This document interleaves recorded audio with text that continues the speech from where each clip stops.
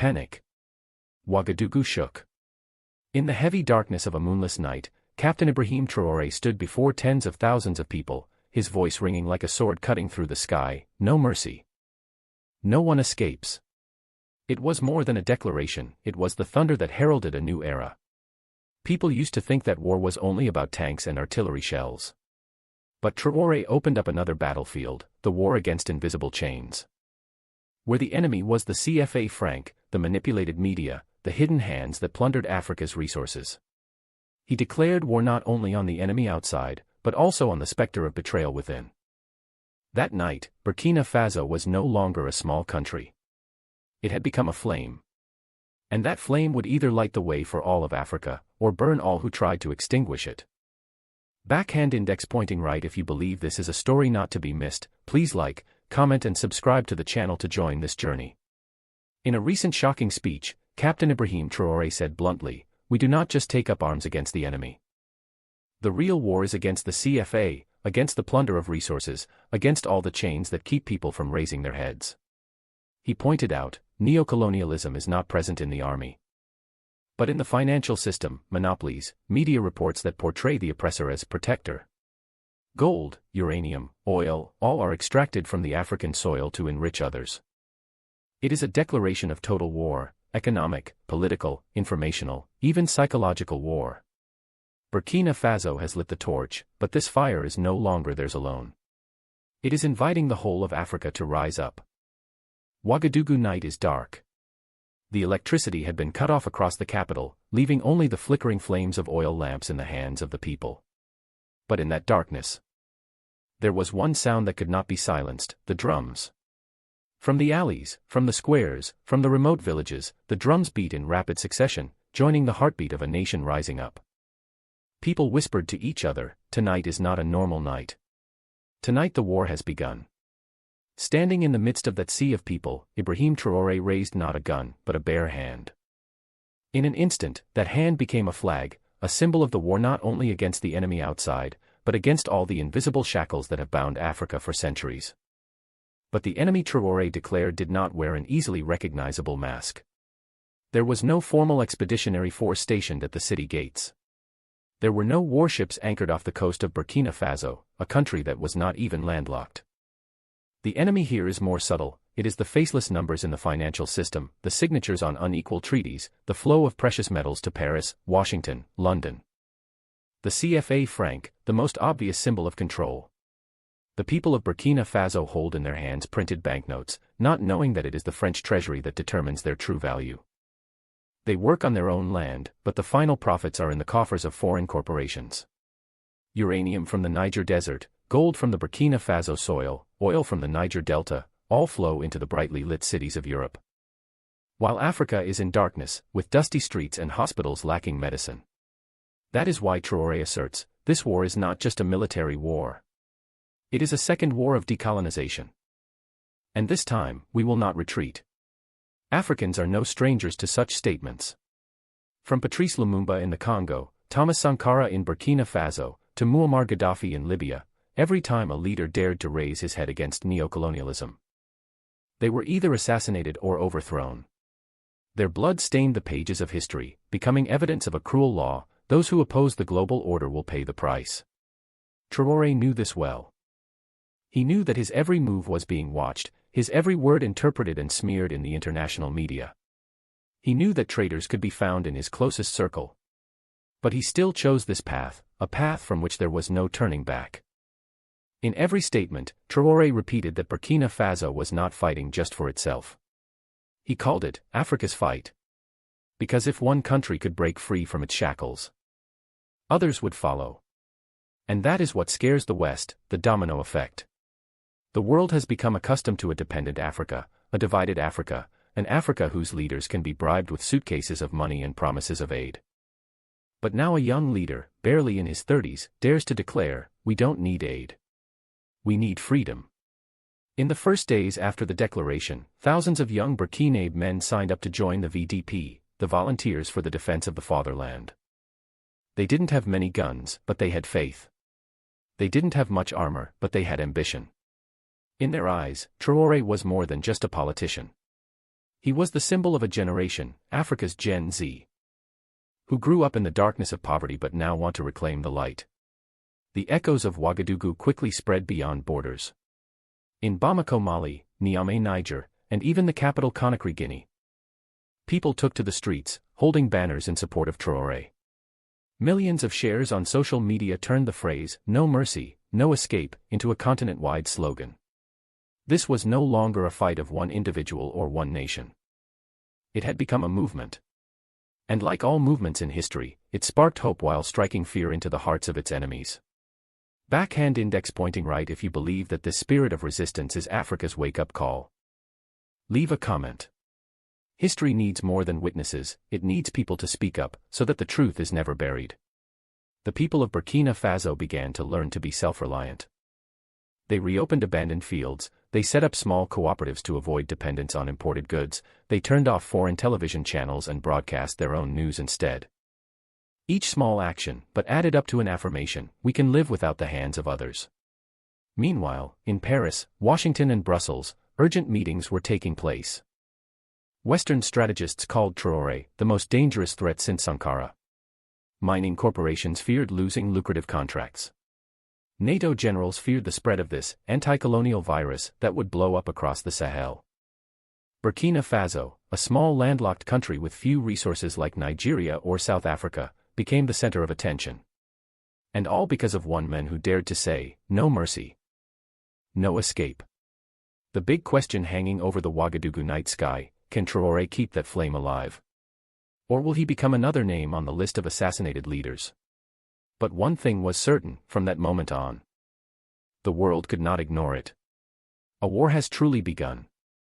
Imagine a moment, all of Africa stands watching a young man, in the middle of Ouagadougou Square, raise his fist and declare, "From today, not a drop of sweat, not a grain of gold, not a single franc will be stolen." This is no longer a slogan. It is the death sentence of a system that has existed for centuries. And it is also the beginning of a new order. Traoré does not choose the path of soft diplomacy, does not embellish the truth. He exposes each layer of concealment. Every year, Burkina Faso mines tons of gold, but the national reserves are almost empty. People sweat in the fields, but CFA coins still flow back to Paris. Students are taught to look up to France and the United States as fathers, while their own country is despised. Every figure, every piece of evidence he gave was like a spear piercing the chest of his self-proclaimed allies. The empire had no place to hide. When Traoré publicly challenged him, France and its Western allies immediately counterattacked. They launched a media campaign, calling him a young dictator. They cut off aid, hoping Burkina Faso would kneel. They incited rebels, fostered terrorist violence in the border areas. But the more they squeezed, the more Burkina Faso rose up. For the first time, instead of bowing their heads, the people raised their national flags and sang songs of freedom. Traoré was not alone. Behind him was a sea of people, young people, women, peasants, even soldiers who had once been vague. All of them now shouted, "We are not afraid of hunger. We are only afraid of slavery." This was no longer a story of a nation. Mali, Niger, the Sahel brothers, saw the example of Burkina. They understood, no one can liberate their people if they go step by step alone. And so, a new alliance was born, the Sahel Alliance. Without a flashy logo, without a Western aid budget, this alliance has only one core: sovereignty or death. From here, bold decisions were signed. Eject French troops from the territory. Create a common Sahel army. Plan a common bank, break away from the CFA. People called this Africa's second uprising. And Traoré, not yet 40 years old, became a symbol. What Paris and Washington fear is not that Burkina Faso is losing control. The real fear is the idea that Traoré planted. A free Burkina could be blockaded.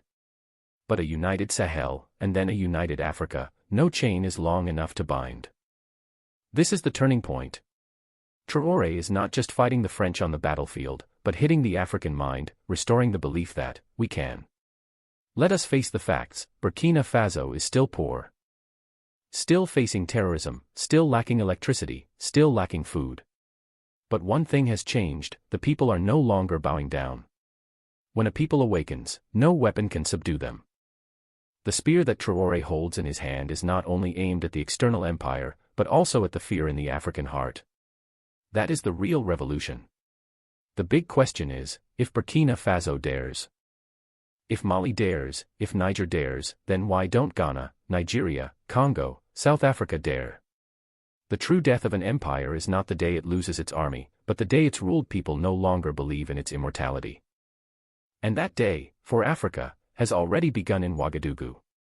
Brothers and sisters, if you believe that Africa is rewriting its destiny, if you believe in the power of young people, please share, comment, so that this voice can be heard further. This war is not just for Burkina Faso. It is for an entire continent. There are nights in the Sahel when the wind blows from the desert as if carrying the whispers of our ancestors. They recall bloody battles, stolen independences, and unfulfilled vows. In that space, the image of Captain Ibrahim Traoré seems to blend into the nation's memory. But this time, history is not just about Burkina Faso.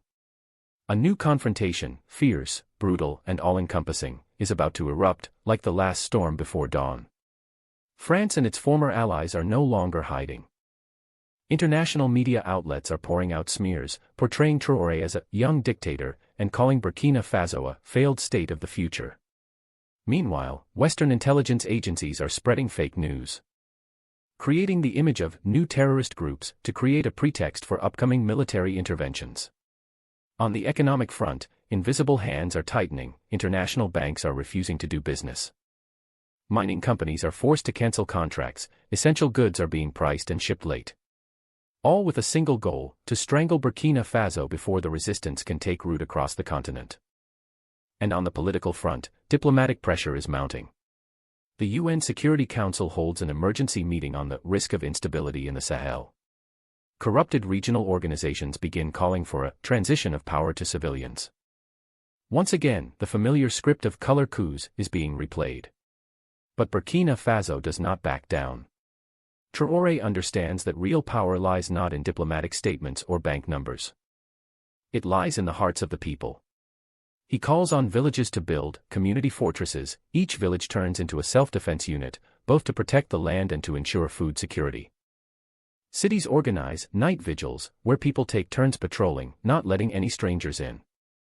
Women form militant mothers associations, taking care of logistics, health care, and children's education in wartime. Young people are different, they turn social media into a battlefield. When Western media spread fake news, Burkina Gen Z responded with videos, photos, and documents, spreading across Africa in dozens of languages. Every smartphone became a weapon, firing the truth instead of bullets. Meanwhile, Traoré's youthful army was reorganized. Gone were the aging generals waiting for orders from Paris. In their place were new commanders who had fought side by side in the trenches and seen their comrades fall. They trained in guerrilla tactics combined with technology, using drones, homemade radars, and electronic warfare. The Sahel became a testing ground for the People's Army defense model. But the enemy did not stand still. France sought to attract the United States, the European Union, and even some dependent African governments, to form a humanitarian intervention coalition. Mercenaries secretly landed in the capitals of some neighboring countries. Advanced weapons were transported under the cover of night, waiting for the day to launch the campaign. What the West did not expect, however, was that Burkina Faso was no longer alone. Niger and Mali immediately sent troops to support them, not just as allies, but as brothers in arms. Further afield, Algeria sent oil, Russia shipped air defense equipment, and China even promised secret financial channels to keep trade flowing. A new axis, the Sahel resistance axis, was taking shape. And in Africa itself, countries that had been silent are now speaking out. Ghana, South Africa, even Nigeria, where young people are in a frenzy, are seeing the Traoré is us movement erupt. This is making the ruling elites nervous. If they side with the West, they will have to face their own young generation. Everything seems to be coming to a final battleground.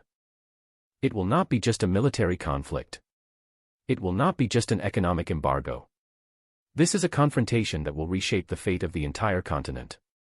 Traoré knows that the enemy is preparing a decisive blow. He also knows that the slightest mistake, a betrayal from within, a surprise attack from without, could cause everything to collapse. But he still chooses this path. In a short speech, he said, "We will go into the storm. But remember, the dawn only comes after the darkest night. If Burkina Faso falls, history will not forgive. But if we stand, Africa will be forever changed." Brothers and sisters, this is no longer just a story for Burkina Faso. It is the story of every young African, from Lagos to Nairobi, from Dakar to Johannesburg. Every action, every word shared, every voice, can make history. Backhand index pointing right if you believe that Africa has the right to live freely on its own land, share this message. Backhand index pointing right if you believe that the young generation cannot be subdued. Leave a comment, "We stand with Traoré, we stand with Africa." Backhand index pointing right if you want more people to know this truth, like and subscribe. History does not wait for the silent. But history has never allowed a rebirth to go through a straight path, without pitfalls or raging fires. When the light is at its brightest, darkness seeks to creep in. And it was at the height of faith that an unexpected earthquake broke out in the heart of Burkina Faso. The day Ouagadougou was still resounding with cheers at the groundbreaking ceremony for the new stadium, secret news from inside the presidential palace leaked out. A faction within the ranks of the military, backed by foreign powers, had begun plotting a coup. These were no longer strangers in Paris, Washington, or Abidjan. These were familiar faces who had sworn allegiance, who had shaken Traoré's hand under the revolutionary flag. Betrayal took the form of family, and that was what made it all the more dangerous. The plot was not an old-fashioned, noisy and hasty coup. It was wrapped in the garb of negotiation, political stability, national reconciliation. Some generals thought Traoré had gone too far, touched too many interests, breaking off with France, pulling Burkina Faso towards the Sahel alliance, and even daring to talk about a common African currency. While the people took to the streets singing the national anthem, a group of officers sat discreetly in secret meeting rooms, writing memos to send to Western embassies. They vowed to end the recklessness and return Burkina Faso to safety. But what did safety mean here? It meant returning to the old shackles. Then one night, when the whole country was asleep, international television channels simultaneously reported, internal sources say that the Traoré government is at risk of collapse. No bullets had been fired, but the sound of information guns had already sounded. The hashtags on social networks, once filled with messages of support for Traoré, suddenly appeared dirty campaigns, hashtag Burkina Stability Now, hashtag Stop Traoré. Fake accounts, fake articles, all operated in harmony like an invisible army. People began to panic. Was the revolution being betrayed in their own hearts? In that moment, Traoré's face was no longer just the image of a battlefield commander, but of a young man facing the biggest problem of his life, who was a real comrade, who was a fake. Military power can quell rebellion. But what about the hidden divisions? What about the betrayal of those who swore to live and die by your side? That is the most difficult wound to heal, because it is not outside the trenches, but within the ranks. And just when everyone thought the light would be swallowed up, Traoré appeared openly, not in hiding. In the capital square, he exclaimed, "If I fall, consider it a final summons. But Burkina Faso will never return to slavery. No one, not even from our ranks, has the right to sell out the people." The crowd fell silent. Then a voice shouted, "Burkina Faso or death." The traitors thought they would divide the nation, but the betrayal had the opposite effect. It turned the people into a wall of fire around the leader. From here, the story is no longer simply about fighting against foreign powers. A new battle has opened, to hold the flag before it is brought down by the hands of its own people. And from here, Burkina Faso, and Africa, understands one thing clearly: to have true independence, it is necessary not only to defeat the enemy outside the border, but also to purify itself. Now, when the smoke of conspiracy has gradually cleared, when the fire of betrayal has just been extinguished, a big question echoes: who will write the next page of African history? The answer does not lie on the chessboards of Paris, Washington, or London. It lies in the hands of young hands, in the eyes that have never been defeated. Traoré may be the flag, but the flag will not fly without the wind. And the wind is the millions of young people from Ouagadougou. Bamako, Niamey to Nairobi, Johannesburg. History has been written, but it is the African Gen Z generation that will write the ink. This is not just a fight for gold, oil, or land. This is a fight for dignity. Once people know they have the right to live free, no force can extinguish it. Remember, Burkina Faso started it, but this fire is spreading across the continent. And you, who are reading this, are part of the fight. Backhand index pointing right if you believe in a free, strong, and unshackled Africa. Leave a comment, share it, and let's light this torch together. History is calling, and none of us have the right to be silent.